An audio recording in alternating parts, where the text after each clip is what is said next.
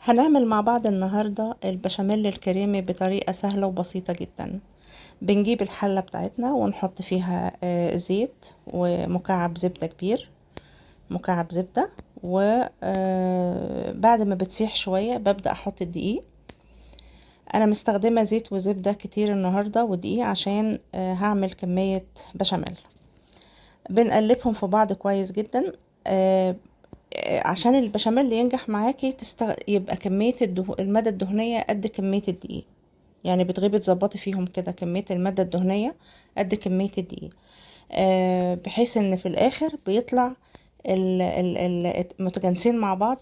لا يطلع مكلكع معاكي ولا يطلع سايب، يبقى مظبوطين زي ما هتشوفي في الفيديو دلوقتي.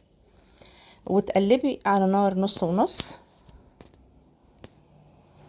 زي ما انت شايفة كده لحد ما يستوي معاكي، يبقى بالشكل الجميل ده، واللون والريحة ريحته جميلة جدا، ولونه يبقى كده مفرول، ما يبقاش سايب ولا مكلكع كده. يبقى انت ضمنتي ان شاء الله البشاميل هينجح معاكي. بعد ما اوصل للمرحلة دي، اللون الجميل ده والريحة الحلوة دي، هحط كيلو لبن. انا مستخدمة في الكمية دي 2 كيلو لبن. وحطيت شوربة، بولة شوربة حلوة كده، شوربة فراخ. انا دايما بستخدم في البشاميل عندي يا اما شوربة فراخ يا اما شوربة لحمة. ما تستخدميش خالص شوربة بط، لان هي ممكن تزفر لك البشاميل. وكمان انا ما بستخدمش اي مكعبات مرق من اي صنف خالص.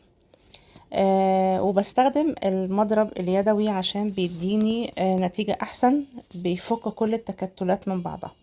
بعد كده حسيت ان هو تقيل شوية، غليت شوية مية وحطيتهم. وطبعا عشان يبقى كريمي كريمي حطيت قشطة، يعني كان فيه 350 جرام قشطة حطيتهم، وش لبن في الفريزر. دي بتنفع معاكي جدا، شيليهم دايما عندك في الفريزر، بتنفع في البشاميل، بتديله طعم وريحة وقوام جميل جدا جدا. واربع خمس قطع جبنة شيدر.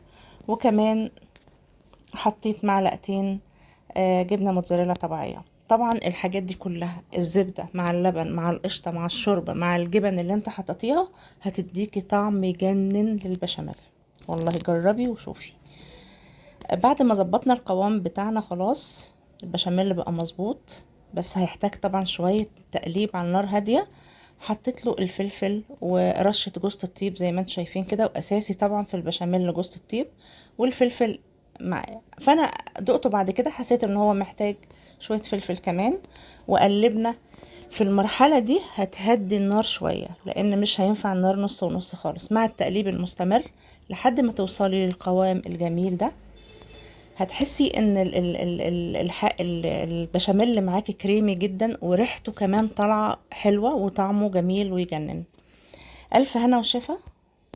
مطبخ سوسو عطيه بيقول لكم الف هنا وشفا. جربي البشاميل بالطريقه دي، وهو كده البشاميل سهل، ما فيهوش اي حاجه.